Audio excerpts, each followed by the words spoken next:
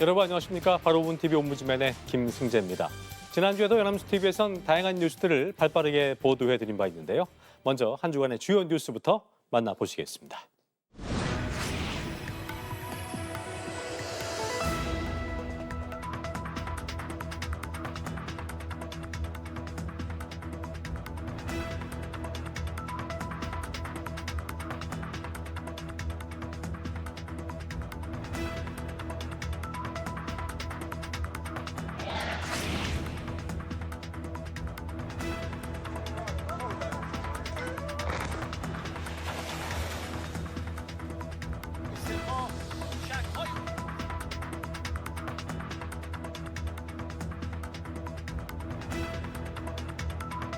현재 조성된 위기는 잠깐 내리고 그치는 소나기가 아니라 언제까지 지속될지 모를 거대한 폭풍우와 같습니다.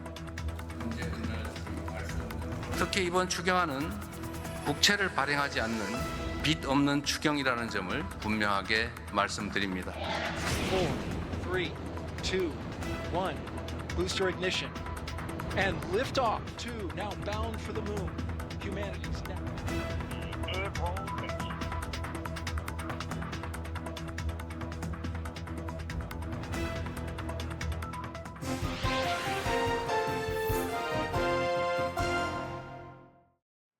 한 주간 보도 내용을 짚어보는 연합뉴스 TV를 말한다 김정원입니다.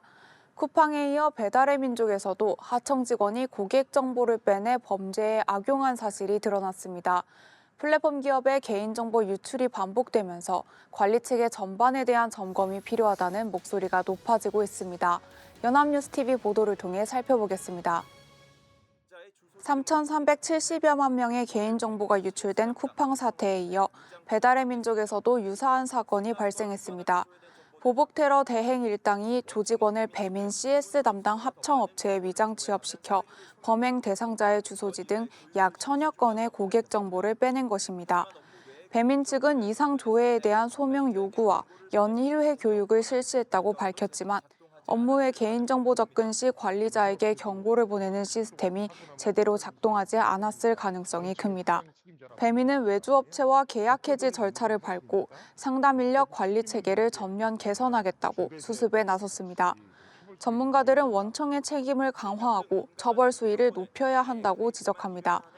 민감한 개인정보는 가입 시 인증 목적으로만 수집하고 보관 자체를 하지 않는 방안도 대안으로 제시됩니다. 이 보도는 쿠팡과 배민 사례를 연결해 플랫폼 기업의 개인정보 유출이 구조적 문제임을 짚었습니다.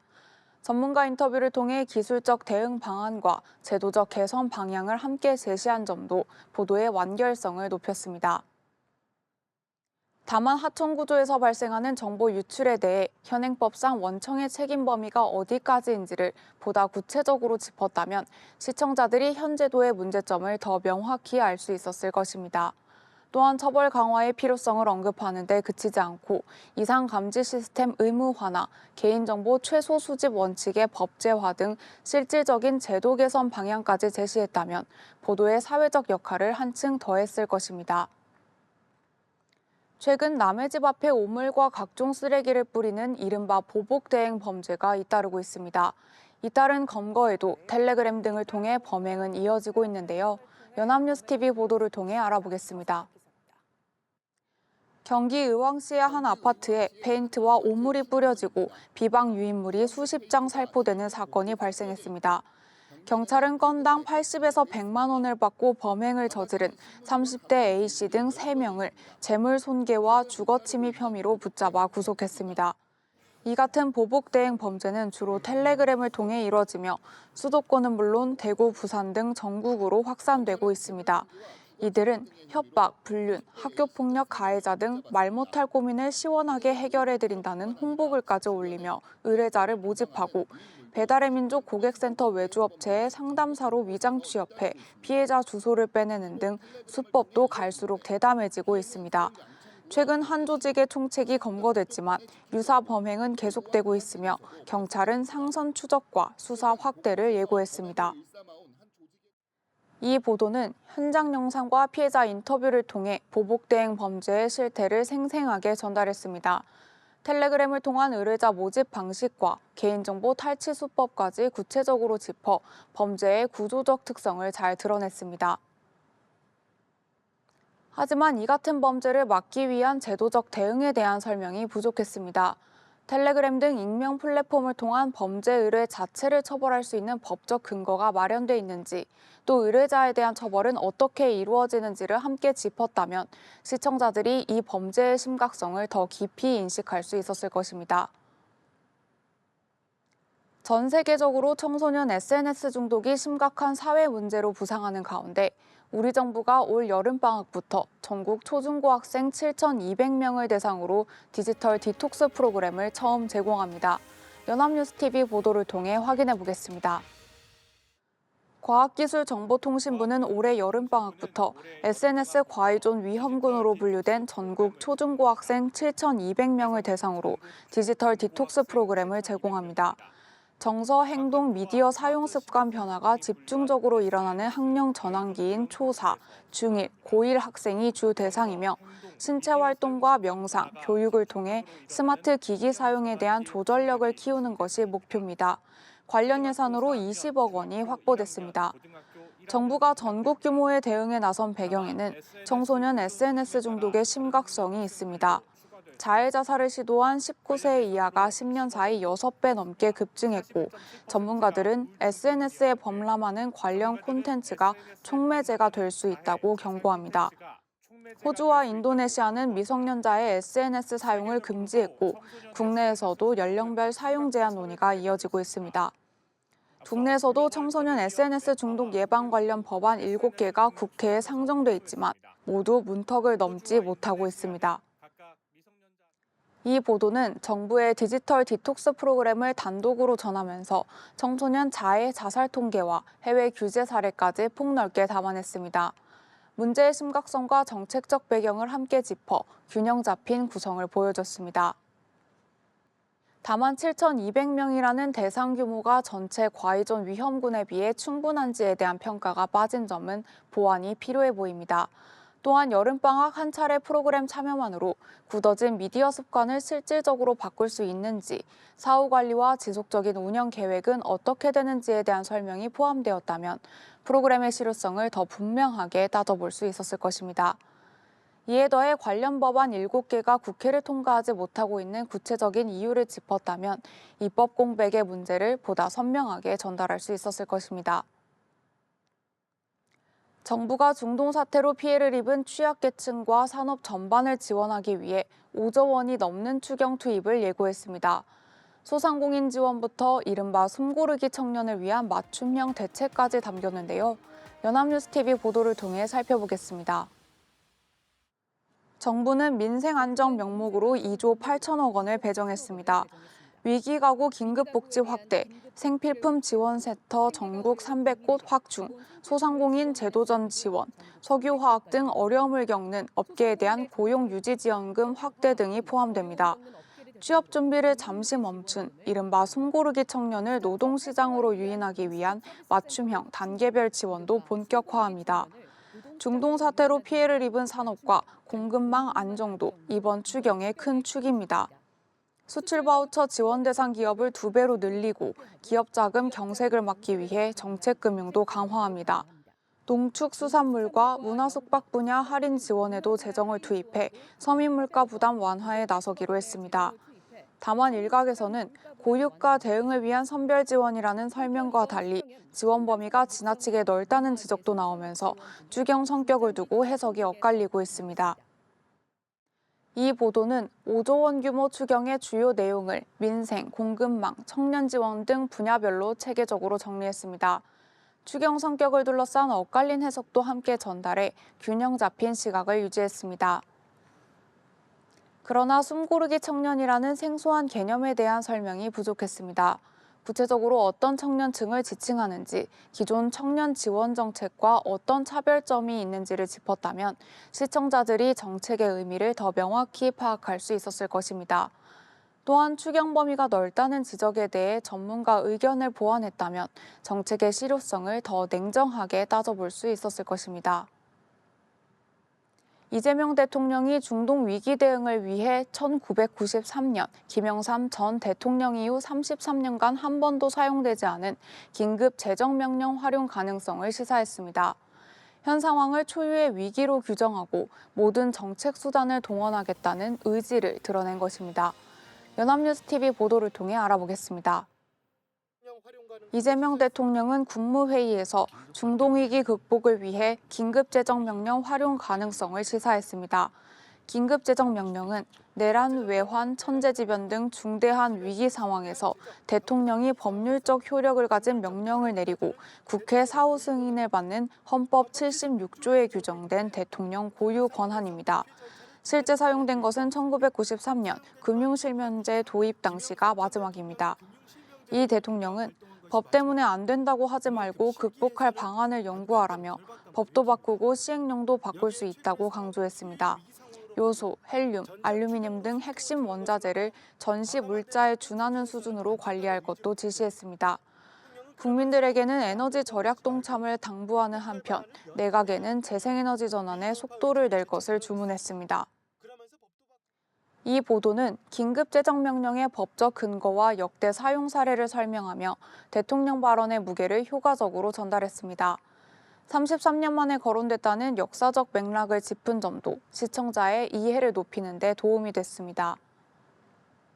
하지만 긴급재정명령이 실제로 발동될 경우 구체적으로 어떤 조치가 가능한지, 국회 사후 승인이 부결될 경우 어떻게 되는지 등 제도적 절차에 대한 설명이 보완됐다면 시청자들이 이 권한의 실질적 의미를 더 명확히 파악할 수 있었을 것입니다. 또한 야당 등 정치권의 반응이 전혀 담기지 않아 긴급 재정명령을 둘러싼 논쟁적 성격이 충분히 전달되지 못한 점도 아쉬움으로 남습니다. 46년간 유지되어온 공정거래위원회의 전속 고발권이 대대적인 개편을 앞두고 있습니다. 공정위는 이 권한을 사실상 폐지하고 국민 300명 이상이 모이면 직접 불공정 기업을 고발할 수 있도록 하겠다고 밝혔는데요. 연합뉴스TV 보도를 통해 살펴보겠습니다. 1980년 공정거래법 제정 후 46년 만에 전속고발제가 대대적 손질에 들어갑니다. 공정위는 300명 이상 국민과 30개 이상 사업자가 뜻을 모으면 공정위 고발 없이도 공소제기가 가능하도록 하고 사실상 모든 국가기관에 고발 요청권을 부여하겠다고 제안했습니다. 이재명 대통령은 여기서 더 나아가 지방정부에 직접 고발권을 부여해야 한다고 밝혔습니다. 다만 고발권 전방위 확대에 따른 남용 가능성과 이로 인한 경제 위축의 우려도 적지 않습니다. 경영계는 소극 경영이 불가피할 것이라며 폭넓은 의견 청취를 요청했고 국무회의에서도 법무부와 산업통상부가 남용 가능성과 기업 현장의 우려를 제기했습니다. 정부는 추후 국민 의견 수렴을 거쳐 개편안을 재논의한다는 방침입니다. 이 보도는 전속고발권 개편의 배경과 구체적인 방안, 그리고 경영계와 관계부처의 우려까지 균형 있게 담아냈습니다. 한편 전속고발권 폐지가 실제 기업 환경에 미치는 영향에 대한 전문가 분석이 보완됐다면 더 좋았을 것입니다. 찬반 의견이 팽팽한 사안인 만큼 고발 남용을 막기 위한 구체적인 안전장치가 무엇인지도 함께 짚었다면 시청자들이 이번 개편의 득실을 판단하는 데 도움이 됐을 것입니다. 지금까지 연합뉴스TV 시청자 평가였습니다.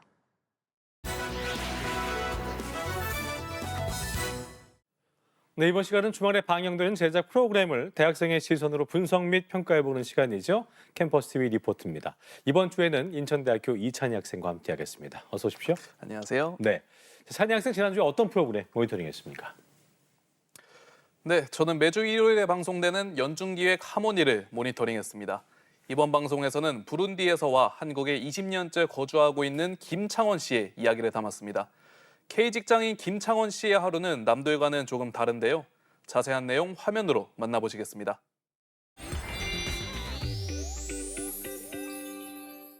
방송은 K직장인 창원 김 씨, 김창원 씨의 모습을 보여주며 시작합니다.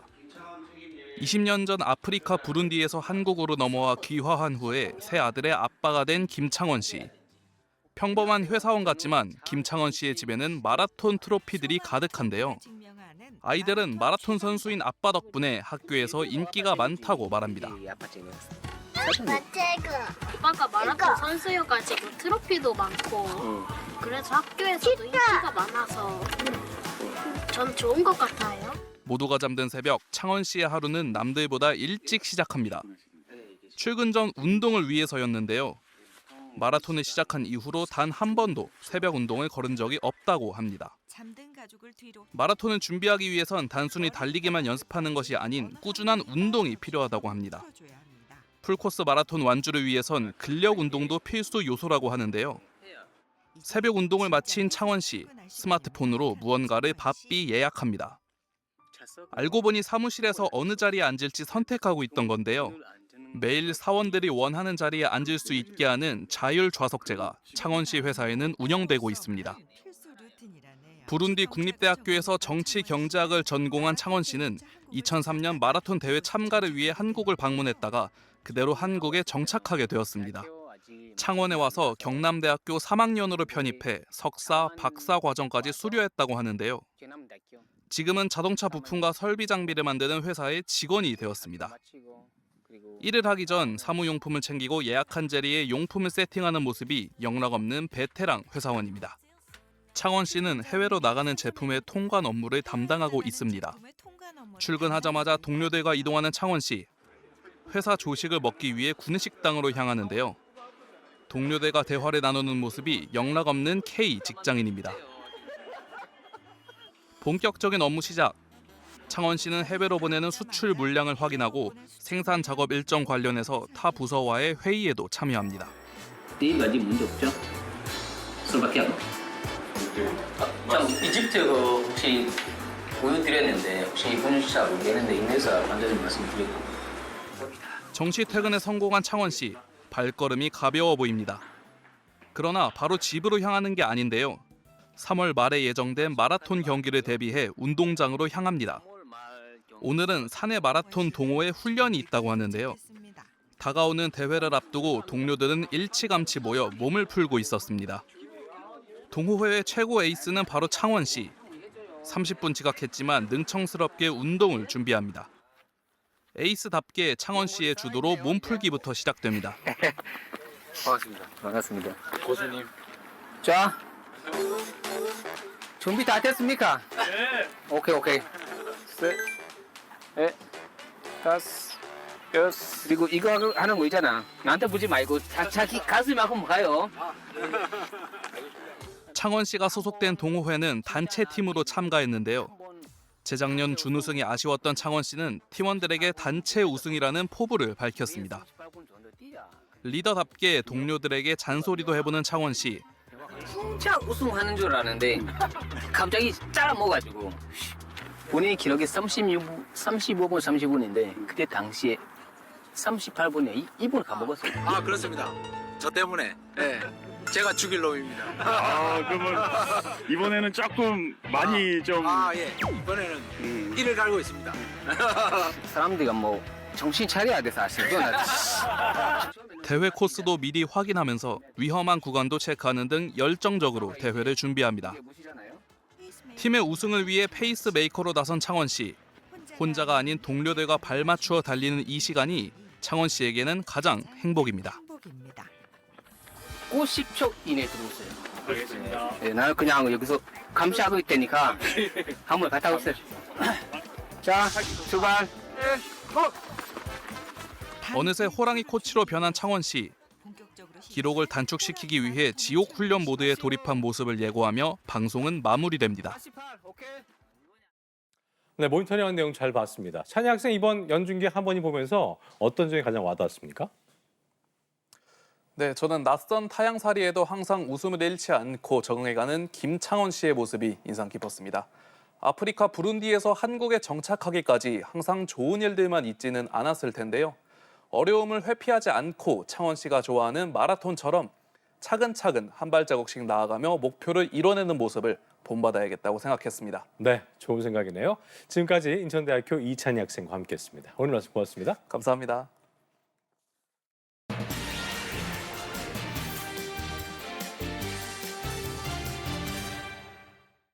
최근 강력범죄 피의자의 신상 공개가 이어지면서 관련 보도들도 많아지고 있습니다. 그러면서 공개된 정보가 어떤 방식으로 전달되고 있는지 또 그 과정에서 지켜야 할 원칙은 무엇인지에 대한 질문들도 함께 제기되고 있는데요.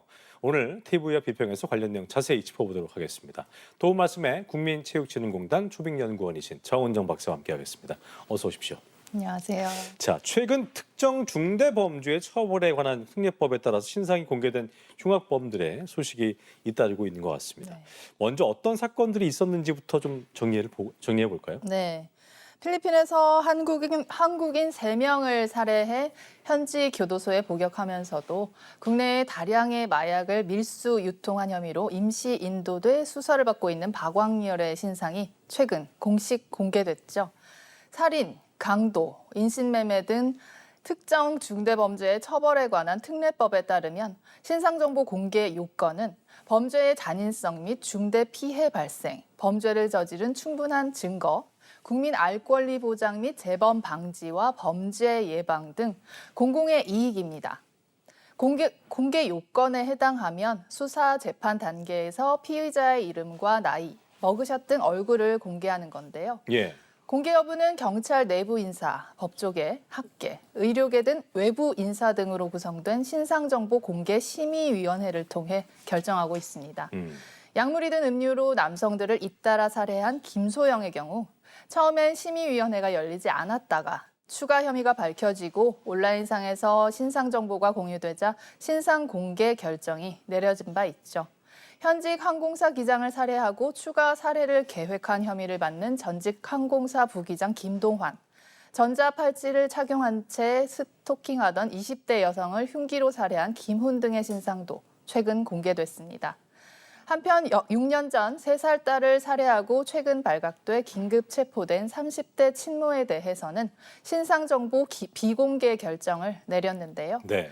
경찰은 신상정보 공개 시 2차 피해 우려 등을 이유로 유족 측이 비공개를 희망하는 점 등을 종합적으로 고려해 결정했다고 설명했습니다. 그렇군요.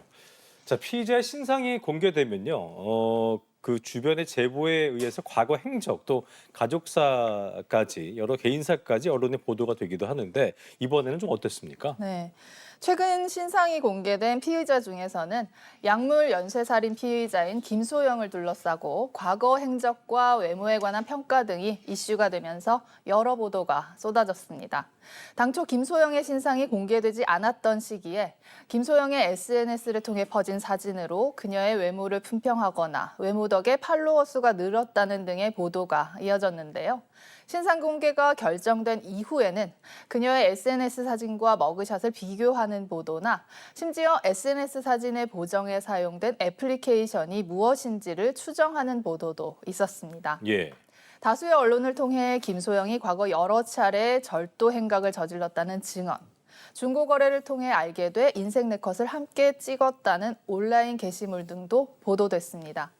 최근에는 아버지의 폭행 등 가족사가 포함된 내용에 확인되지 않은 옥중 편지도 공개됐는데요. 한 온라인 커뮤니티 이용자가 보낸 편지에 답을 한 것으로 추정되는 편지였습니다. 이 같은 보도는 모두 사실 확인이 되지 않은 것으로 비교적 나이가 어린 여성 살인 피의자를 향한 빗나간 호기심을 보여주는 듯해 씁쓸합니다. 뉴시스는 이 같은 현상에 경계의 목소리를 전했는데요.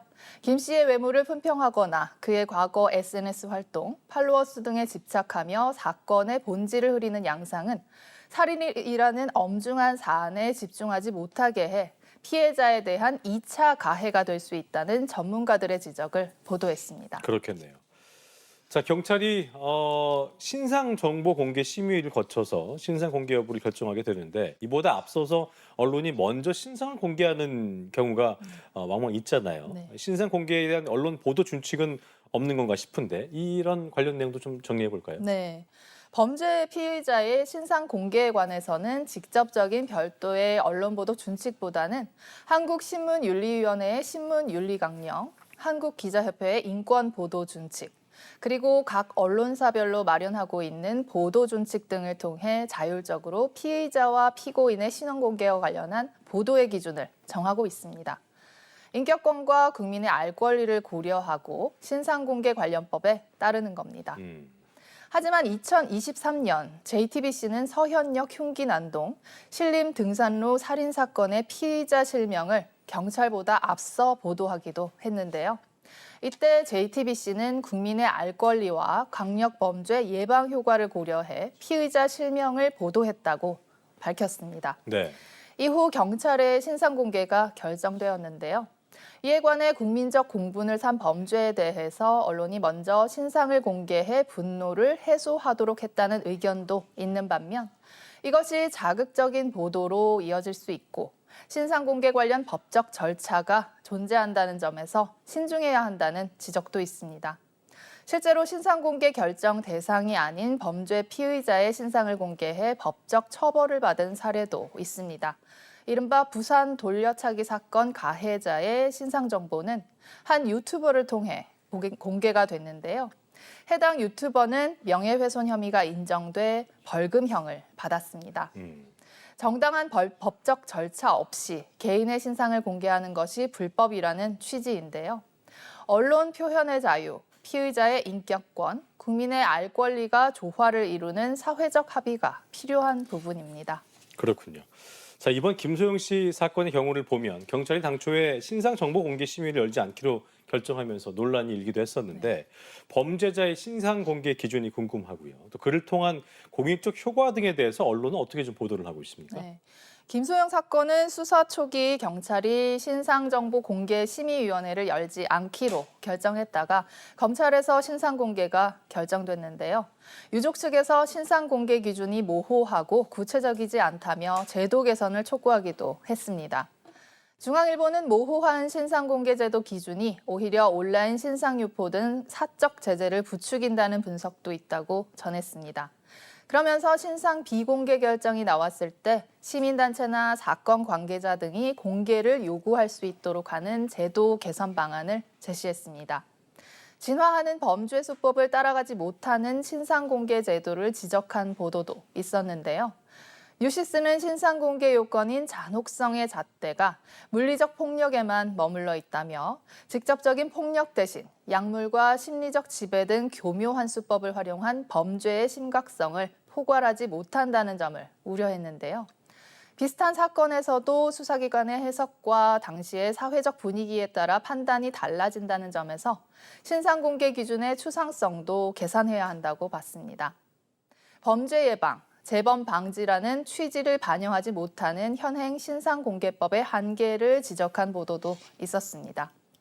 연합뉴스는 중대범죄 신상공개법 시행 이후 공개된 24명 중 살인 범죄자가 23명으로 대부분을 차지했다며 이들 중 상당수는 무기징역을 선고받고 사회와 영구 격리되기 때문에 마약, 도박 등 조직 범죄나 재범 가능성이 높은 범죄, 취약층 대상 범죄, 피해자가 많은 범죄자의 신상을 주로 공개해 경고 효과를 주는 게 제도의 취지에 맞는다는 전문가의 의견을 전했습니다. 예.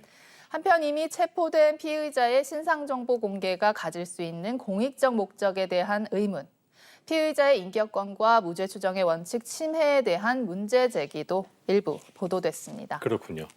자, 마지막으로 언론이 피의자의 신상에 대해서 보도를 할 때 유의할 점들이 많이 있을 것 같습니다. 이 내용 짚어주시면서 마무리하겠습니다. 네. 특정 중대범죄 피의자 신상공개법은 국가, 사회, 개인에게 중대한 해악을 끼치는 사건에 대한 국민의 알 권리 보장, 범죄 예방, 안전사회 구현을 목적으로 한다고 명시하고 있습니다. 하지만 최근에는 범죄자의 신상 공개로 우리 사회가 얻고자 하는 것이 무엇인지 분명하게 전달해야 할 언론이 범죄의 엄중함을 간과하고 법의 취지를 희석시키는 것은 아닌지 반성이 필요해 보입니다. 범죄 보도에서는 범죄 주변이 아닌 범죄 그 자체에 집중해야 한다는 지적이 있는데요. 범죄 피의자의 주변 정보가 대중의 단순한 관심을 충족시키기 위한 선정적인 보도에 활용되어서는 안 된다는 점을 잊지 않았으면 합니다. 범죄자의 신상을 공개하는 목적과 범죄 보도가 가지는 공공성의 이익을 반영할 수 있는 보도가 이루어질 수 있도록 신중한 접근이 필요합니다. 네, 언론이 기억해야 할 내용까지 잘 들어봤습니다. 도움 말씀에 국민체육진흥공단 정은영 박사와 함께했습니다. 오늘 말씀 고맙습니다. 네, 감사합니다. 네, 저희 옴부즈맨 제작진은 여러분의 소중한 의견들을 기다리고 있습니다. 방송을 보시고 느낀 소감을 연합뉴스 TV 홈페이지 내 시청자 게시판이나 SNS로 보내주시면 됩니다. 저희는 다음 주 시간 다시 인사드리죠. 여러분 고맙습니다.